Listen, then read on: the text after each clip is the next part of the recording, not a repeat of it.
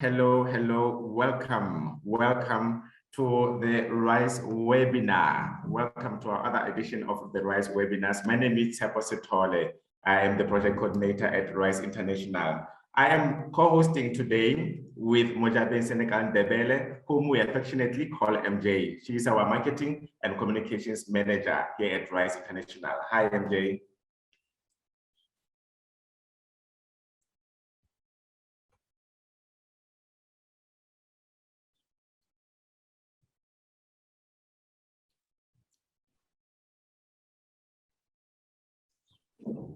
Oh, I was on mute there. Thank you so much, Teddy. Thank you for the warm introduction. I'm grateful to be here. I'm happy. And thank you to everybody that's tuning in. We hope you get out of this webinar what we hope you do. Thank you. Thank you. Thank you so much, MJ. Now, for those of you who are joining us for the first time, RISE is a non-profit social enterprise that operates in Lesotho, a landlocked country in South Africa. Now, we focus on economic development through jobs creation, skills development, and entrepreneurship, specifically in the built environment through a fellowship program called In Loco. The fellowship is a design, build, and entrepreneurship program for graduates who have studied architecture, construction management, civil and electrical engineering, plumbing, and carpentry, among other disciplines. The fellows get a hands-on learning experience while at the same time solving problems in the infrastructure industry. We turn job seekers into job creators by helping them start their own businesses and taking them through a 3-year incubation program where we connect them with mentors, co-working space, tools, and clients, among other resources. Now, for today's webinar, we're going to answer a couple of questions. How is it that some people always seem to be able to generate new ideas and think creatively, while others seem to struggle to do so? Now, today we're going to talk about creative thinking, the ability to look at things differently and finding new ways of solving problems. Creative thinking skills, are definitely not just for the creative types, like artists and musicians. No, everyone can enjoy and benefit the creative thinking methods from time to time. Today, our guest is Joseph Woods. Now, Joe Woods is the co-founder of CreaLabs and is also creative director. He has around 20 years experience providing consultancy and training in creative thinking and innovation to government, businesses, and NGOs. He was one of the first pioneers who developed and organized creative thinking courses for youths in Europe. He is active in the Erasmus program, which is an European Union program that promotes and facilitates youth development. His company has been working with RISE and Action Island Trust in a creative thinking program in Lesotho that is supported by the Malta Innovation Forum. Hello, Joe. Hello, greetings. Thank you. Thank you so much for joining us today, Joe. How is the sound? Okay, you're hearing me? Yes, we are hearing you perfectly. Good. Okay, I Awesome. start. Yeah, can you set up the presentation, please? Absolutely. Now, to kickstart today's webinar, Joe will be taking us through his presentation, and then we can go ahead and have a chat while you prepare your questions at home or from wherever you're watching us from. So feel free to post those questions in the chat box, or you can leave them in the comment section on Facebook. And if you ever need to make a comment, or if you ever need to have your voice heard while you're asking the question, please feel free to raise your hand, and then you can go ahead and unmute yourself so that you can chat with us. All right, I'll be sharing Joe's presentation right now.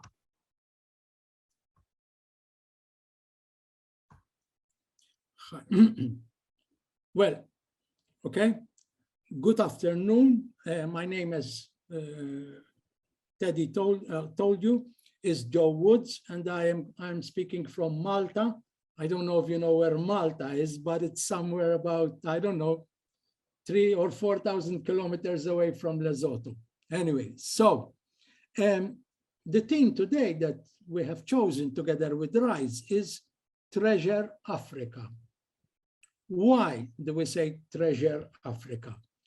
Because I believe that around 600 million young people live in Africa.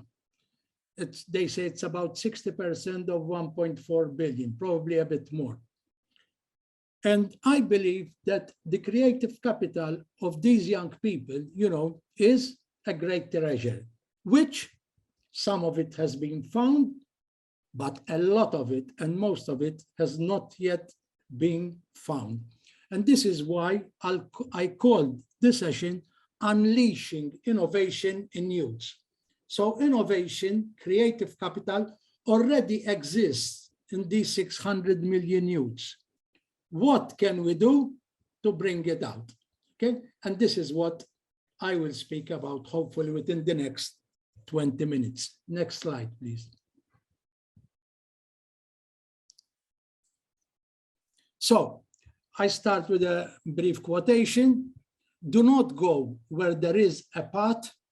Go instead where there is no path, but leave a trail. This was said by Ralph Waldo Emerson. And this is, to me, is the main slogan of any innovator. You cannot go where there is a path, because somebody must have prepared that path. So he or she or they have already passed through it. If you want to be an innovator, go instead where there is no path, but leave a trail. So an innovator goes where there is no path, but leaves a trail. After you, more young people, will follow, because you have opened the way. So the concept of innovation and leadership are interchangeable here. Next, please. So just, can we spend a couple of minutes, please? I want to ask this question, and you tell me what comes to mind, what is innovation?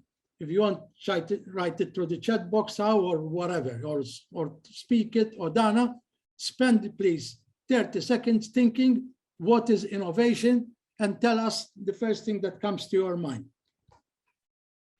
All right, Joe, I'm happy to be the first one to respond to that.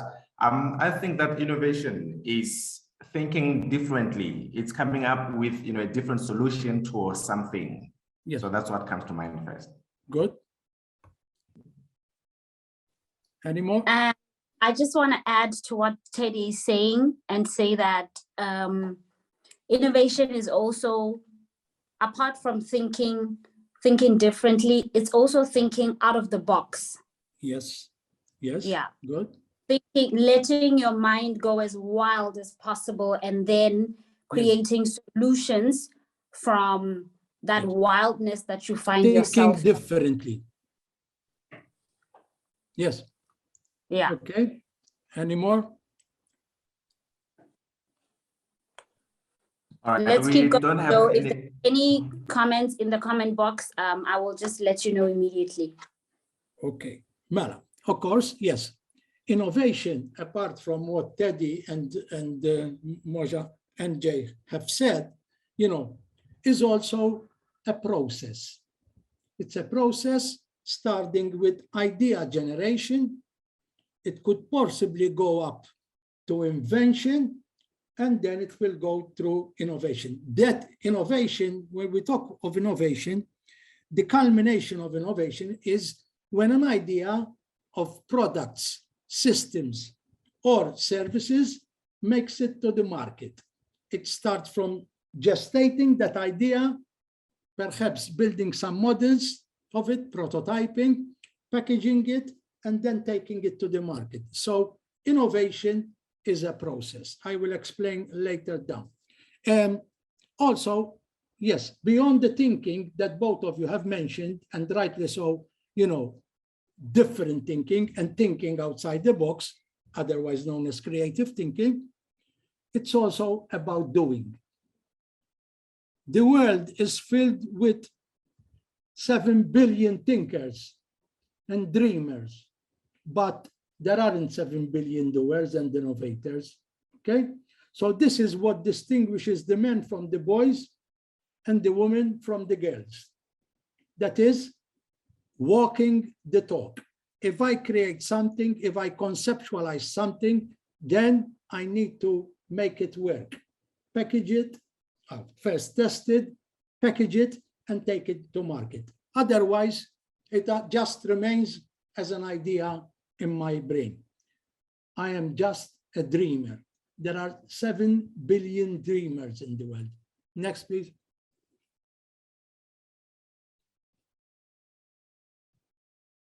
So this triangle will help us understand what innovation is all about. First of all, the first track that most people think about is this, creative thinking. This is where it all starts, where through creative thinking, we generate an idea. And from that idea, we can develop a new thing. We call that an invention. If something that has not been done, we call it an invention. The invention could be a product, could be a system, could be a process, and could be a service. At that point, it is just an invention. When the invention then, through us and through the team, starts getting into the market, people start buying it, okay, and it gets into the market, we call that an innovation. Okay, so there is a length of time between the idea generated, the invention done, prototyping, we test of proof of concept, okay, and then we package it and take it to the market. Now, most people in the world, they associate that innovation can only happen through invention, through science and technology, and so it is not true. It is not true. We can also generate an idea through creative thinking and go directly to innovation. I will give you a couple of simple ideas. Well, very complex, but simple. About 10 years ago, there was a young man in Los Angeles who had an apartment rented, and he didn't have money to pay the rent. And he made a provocation. What am I going to do? I have 3 rooms. I don't have money. One of them was empty. He didn't even have a bed in it. So I said, what if? Provocation, the basis where innovation starts. He says, what if I start inviting people to come and stay in that extra room? So he told his friends. He went to Silicon Valley, where, the gurus of innovation live. And he told them, this is what I'm going to do. They said, who would want to come and live with you? You're crazy. He says, I know I'm crazy, but I'm going to do it. So he went back. He didn't have any money, and he bought an airbed. And he created a small company from one room. It's called Airbnb. Today, it is capitalized at around $43 billion. Okay? That's how it started. Small, just an idea. A young man who was encountering a challenge, and he turned the challenge into a major opportunity. Okay? And history is filled up with these kinds of stories. Now, Airbnb, you all know what Airbnb is, yes? They did not invent accommodation. They did not invent booking systems. They invent nothing. What they did is they reinvented the business model. You don't go into a hotel. You don't rent an apartment. You come and live in an existing apartment in one room of that apartment. Of course, through that system, you can rent islands, you can rent villas, you can rent castles, you can rent boats, and so on and so forth. Okay?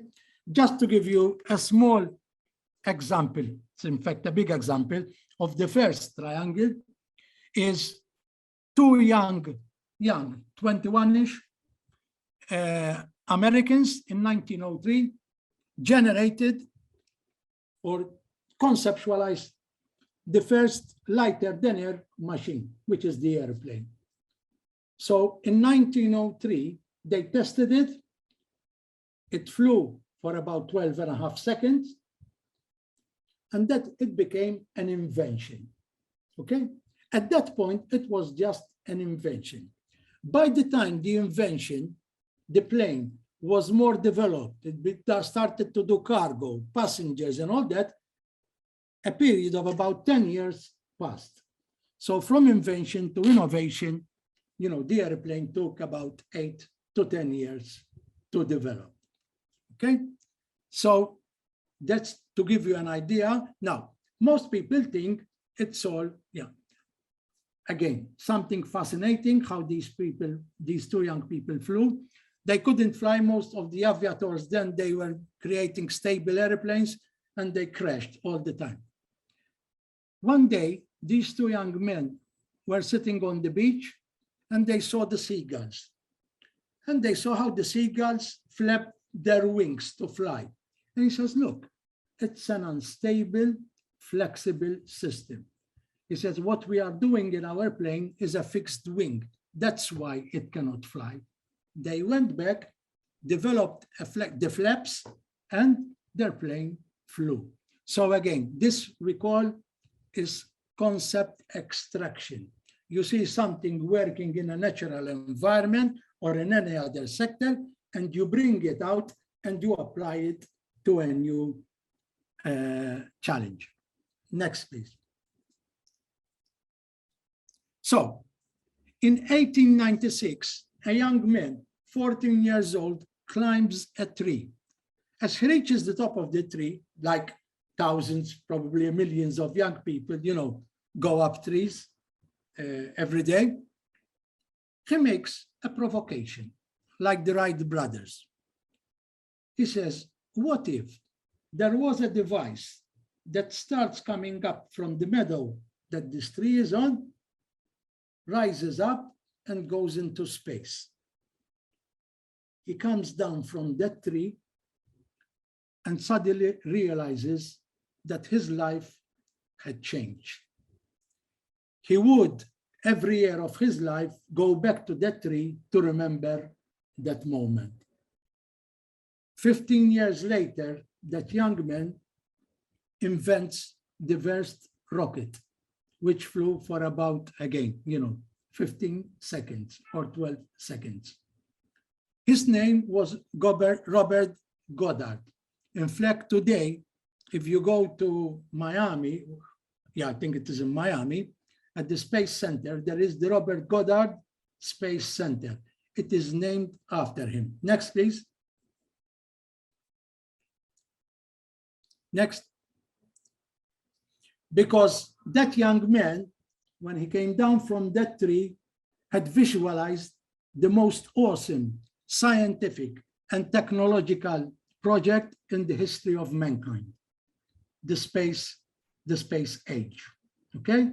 It's thanks to a young man of 14 to 15 years who made a provocation. He said, what if? What if? I'm sure that if he had gone to talk to his colleagues or at school during that, they called him mad, okay? But everyone at the beginning with new ideas is called mad. Next, please. So let's talk about some of the challenges. These are not all the challenges, and I just picked them up from the internet, okay, which youths in Africa are facing. Low self-esteem. This is different factors, okay? Some are historic, some are cultural, some are political, but undoubtedly youths in Africa do suffer from low self-esteem. Now, this is very important because if you have low self-esteem, you're not going to have the courage and the momentum, okay, to create something new. So we need to correct this, okay? We need to start discovering and developing a positive attitude from closed mindset to open mindset. Yes, I do not know, but I want to learn. Yes, I cannot, but I will try. Yes, I don't know that, but I'm willing to train and to understand. okay? The next one is, of course, lack of education opportunities, yeah? This is a general concept, okay? And today, if you have some internet, if you're in Facebook or YouTube and all that, you can overcome that because there are loads, millions of courses that you can attend online. Most of them are free, some you have to pay, but even within itself, the content of the internet, if you really know how to manipulate it, is an educational process.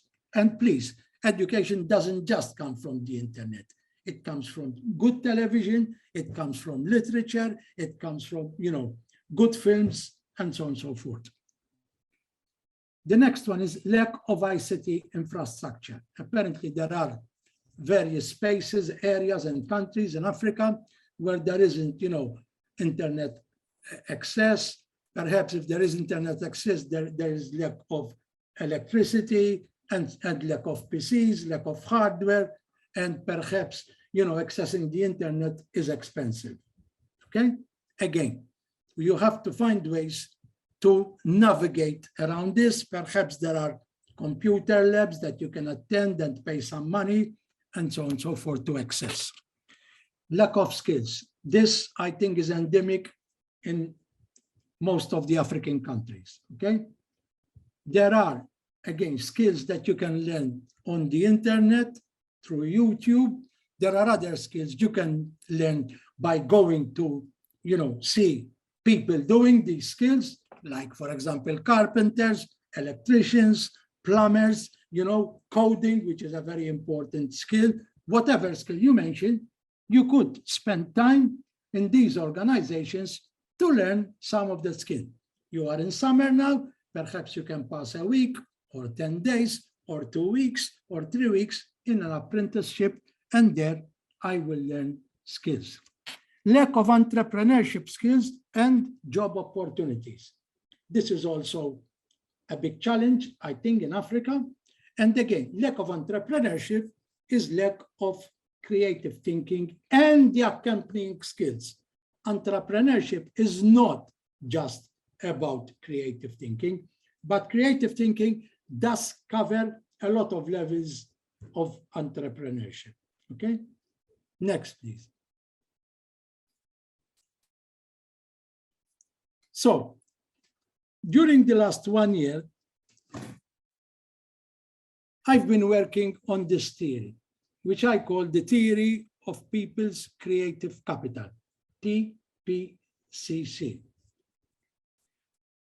Usually, when we look at a human being, this is not just in Africa, in Malta, in Europe, in Asia, in America. We look at the intellectual capital or the intelligence of a human being. In fact, if you ask parents, why do you send children to school? It's because to enhance their intelligence, and in the future, they could have a good job or open a good business, okay, because of their intelligence. Now, through my work, and I've been 20 years in this work, so, didn't just start yesterday, I've realized that the human being, whether a child, a youth, or an adult, has also what we call creative capital. This is different than intellectual capital. Creative capital is the ability to create. Now, it doesn't mean that if you're intelligent, you are creative. And it doesn't mean that if you are creative, you are intelligent. Because these are two separate functions of the brain. They don't exist in the same part of the brain. Okay? So, my theory, which up to now it has not been proven, but we have lots of anecdotes, even the work we did in Lesotho, in our pilot in Lesotho, has proved it, is this, that if you get students, children, youth, adults, employees, or what have you, first you have to make them aware that they have this creative capital. Now, I'm not saying that, this creative capital, nobody finds it. There are people who, through something that happened in their life, they tap this creative capital. But a lot of our young people, they don't know that this creative capital exists. Okay, so if you first make people aware of this creative capital, listen, in you have intelligence, you have intellectual capital, but you also have creative capital. 1. 2, if we make an intervention, okay, through using what we call extraction tools, tools that will help these young people, youths, okay, to bring out their creative capital, bring it out, organize it, to generate value. Because after all, this is the challenge that most of Africa is facing, okay? So if we intervene with different creative thinking tools, depending on the team, depending on where they want to go, depending on the subject that they are on, okay? Then these young people will liberate this creative capital, will gain self-esteem, okay?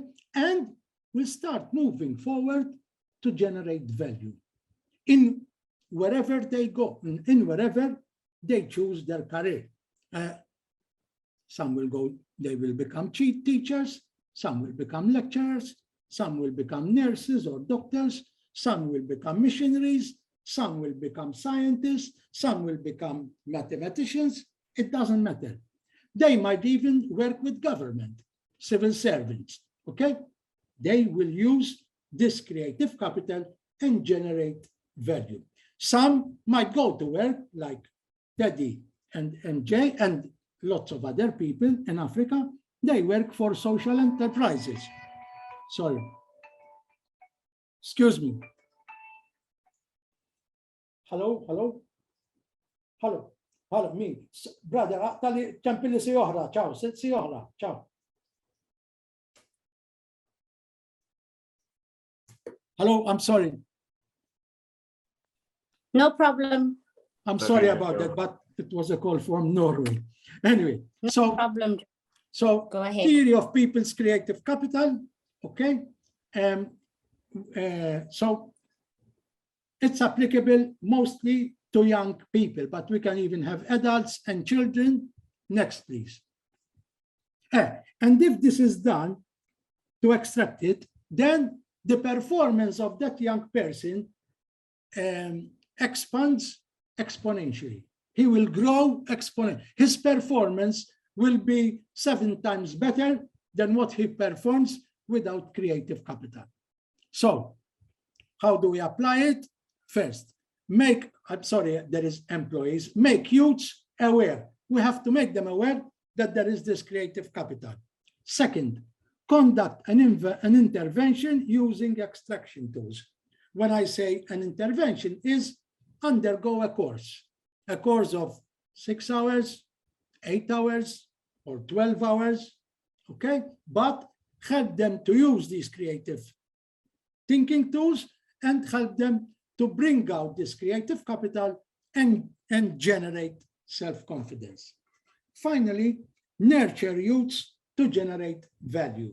You don't give them this and then you let them, you leave them astray. You have to create certain infrastructures for idea to grow, to give them the resources they need if they have, an entrepreneurship kind of direction or mission. So you have to create that infrastructure.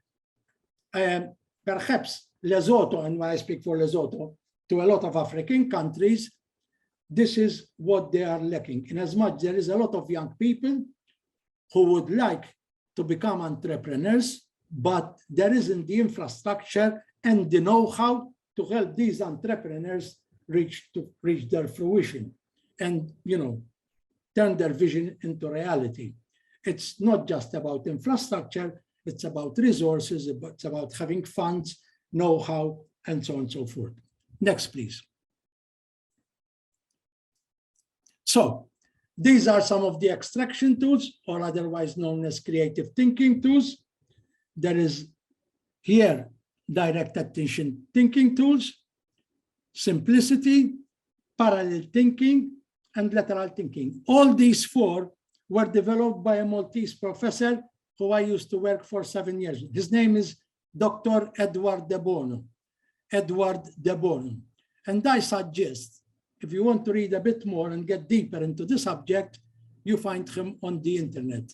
You will get about 3.4 million hits. But anyway, try and find these four headings and try and read a bit and so on and so forth. Scamper is another system, and design thinking also. They are different in as much as they were not developed by the same person. Okay, so these are creative thinking tools. We have the know-how that we can conduct courses, make these interventions, okay, with young people. We've got, in fact, we've been doing these interventions in Europe for about 12 years. We were the first people to develop programs for creative thinking for youth. So, and even now we have just having a project being evaluated, okay, on tying in creative thinking with ICT, with digital technologies, okay. So these are the tools that we can help these young people, you know, turn their creative capital into value. Next, please. Which sectors, where can TPCC be applied? Well, I just mentioned some here. It's all over the place. We can use them in schools. In fact, we did in our pilot project in Lesotho. We can use them in colleges and in universities. Very helpful in vocational education training. Mostly vocational, they are people with certain skills, whatever those skills are. And then you combine, you know, the concept of creative capital and creative thinking, and, you know, you will see something, a spectacle happening with these young people. Anywhere where there is human resources development, that's anywhere. It's in NGOs, in foundations, in social enterprises like RISE International and others, okay? It's in business. Business is all about human resources. It doesn't matter what business you're in. If you're in banking, telecommunications, tourism, the whole ball of wax. Entrepreneurship training and development. There are different aspects in which creative capital will help make an entrepreneur a better entrepreneur and help him or her or them to create value. In sports, funnily enough, this is a very interesting aspect. I believe if our athletes in different sectors of sports are made aware of their creative capital and help to bring that creative capital out, they will become great performers of sports. In tourism, I know there is an interest. Tourism is growing over Africa. There's still a lot to be done. I heard about, you know, a year ago, about 65 million people visited Africa. That's, to me, is low. There are so many great things to see in Africa, but I believe it is growing. And I'm sure that I believe even Lesotho has it in their development plan to develop tourism. And so our system can also help with those people working in the tourism industry. It's all, tourism is about people for people.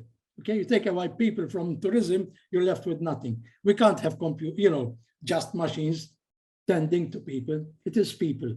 People who are waiters or waitresses, people who book you in, people who entertain you, people, who guide you, and, and so on and so forth. Information and communication technologies. I know that in Lesotho and in most of Africa, there is a lot of interest in these kind of technologies, okay? There again, creative thinking will come a long way to help you develop new products, new services, and generate value for yourself or for the organization you work for. Yes? Next. Thank you very much. That's all I have to say. Please feel free. If you have some, I'd like to listen to some questions or amendments, or you can throw everything that I've said away and start up with something new. Thank you.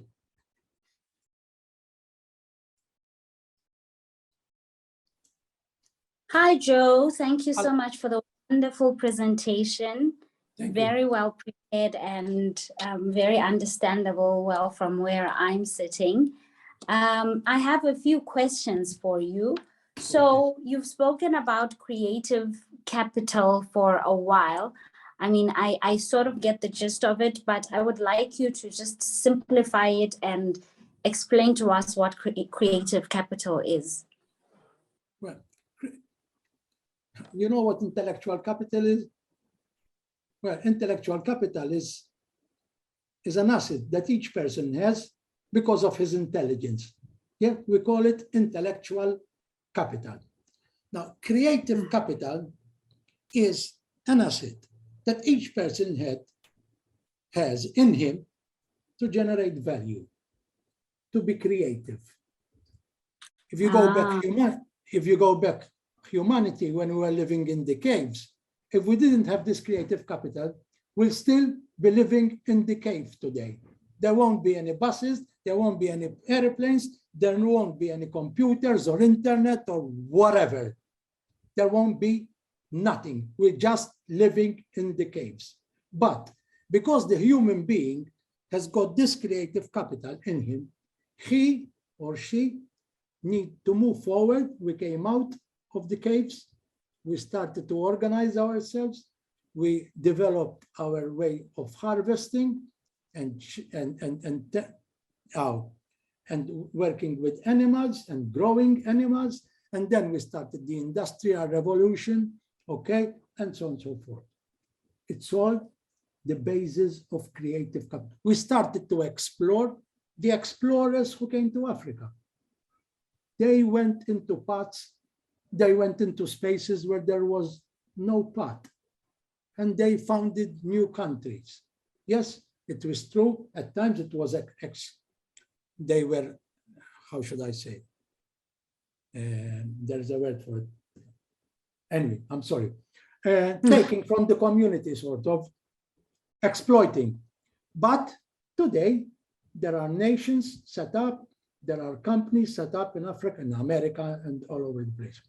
All this, please, is the subject of creative capital. You might see it easier if I say a painting, a sculpture. What is a painting, a sculpture, a song, music, dancing? It is what is the cause of that?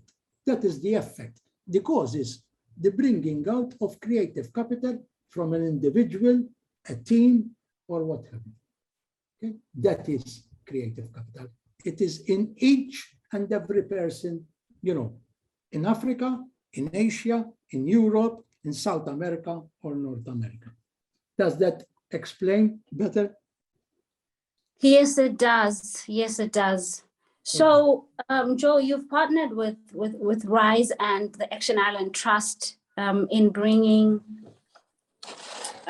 creative thinking amongst 5 schools in the Ditabaneng area here in Maseru.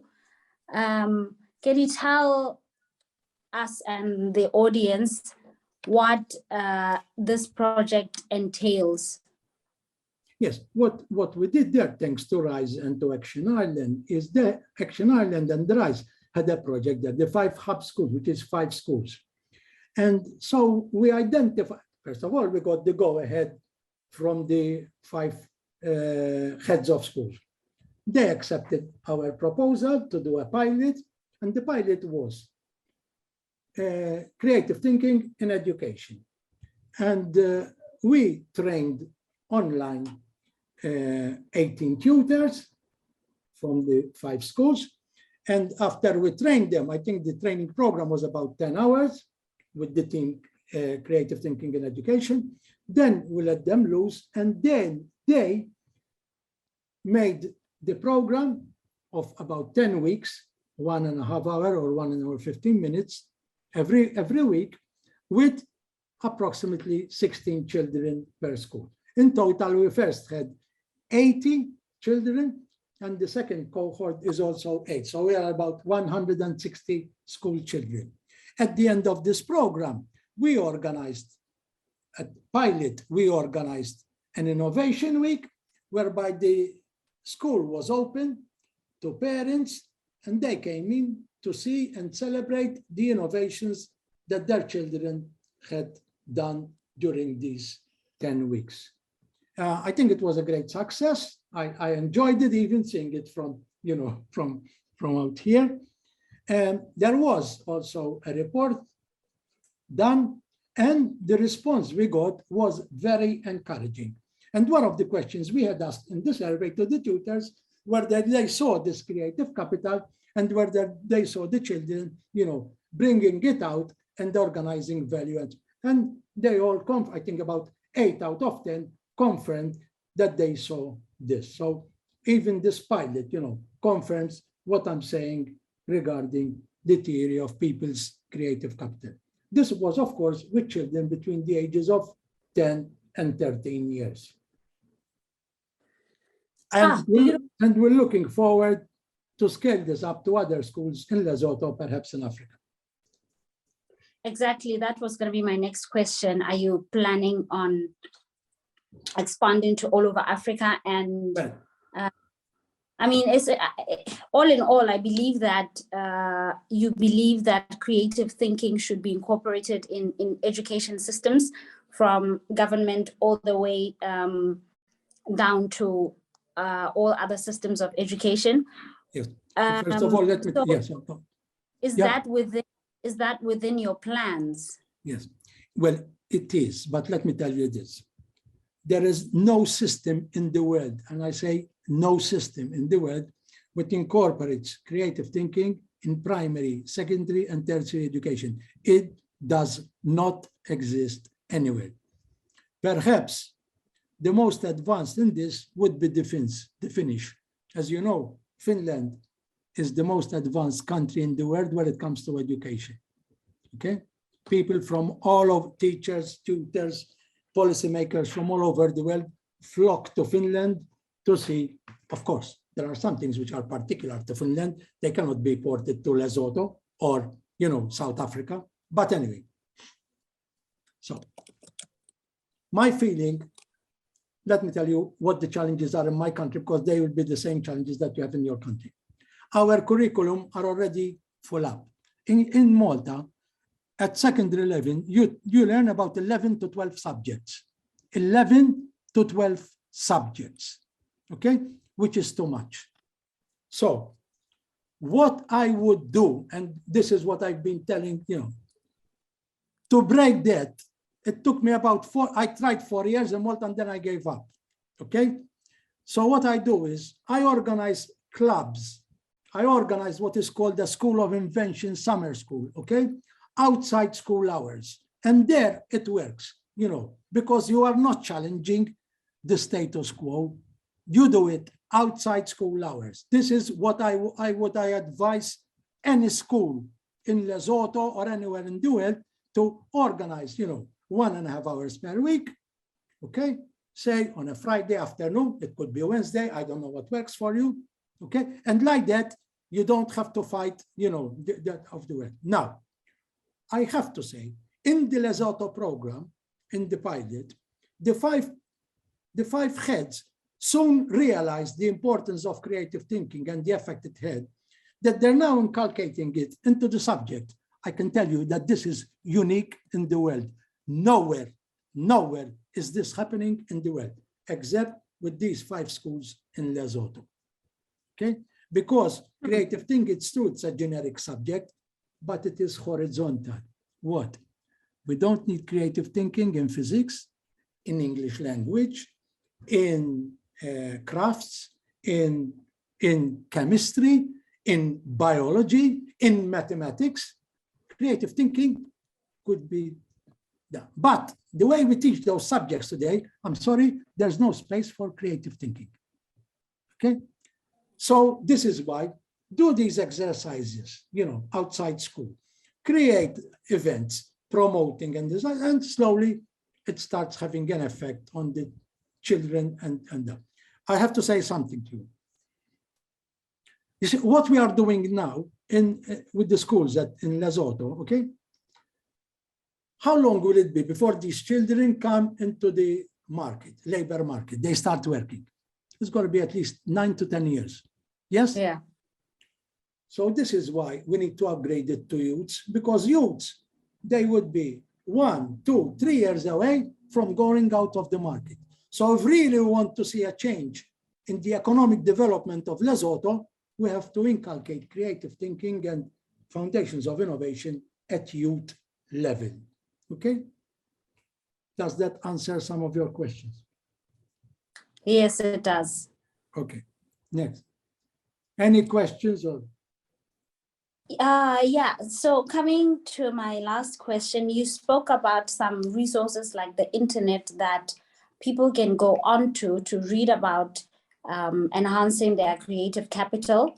yes. So I just want to know, are there any other resources that you can recommend or suggest for our viewers? No, okay, so.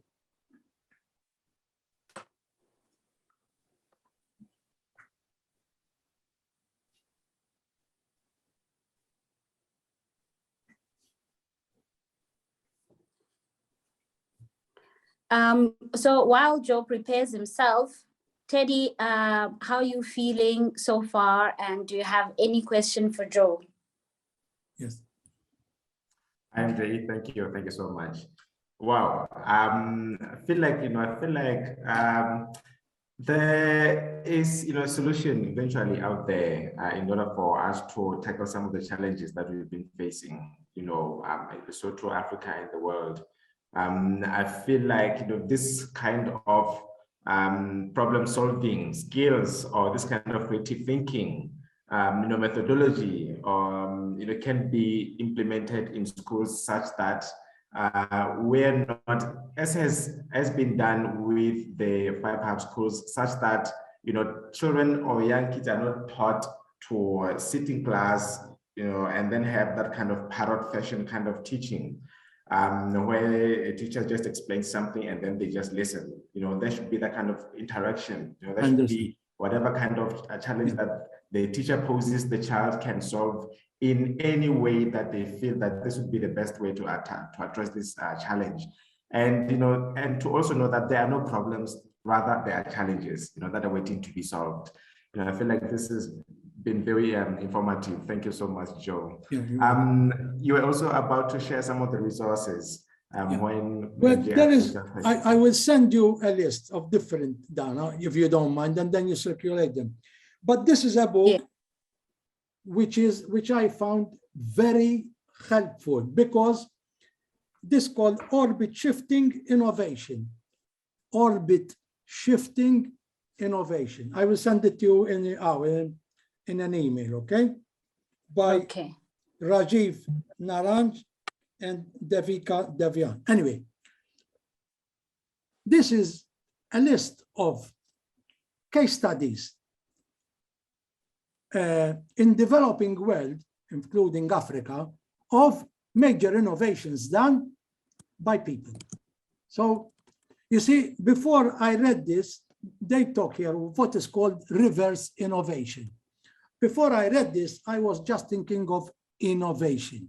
And I had the impression, like, 90% of the people in the world think that innovation comes from the developed world, from the United States, Germany, Japan and South Korea and so on and so forth, and then it moves into the developing world.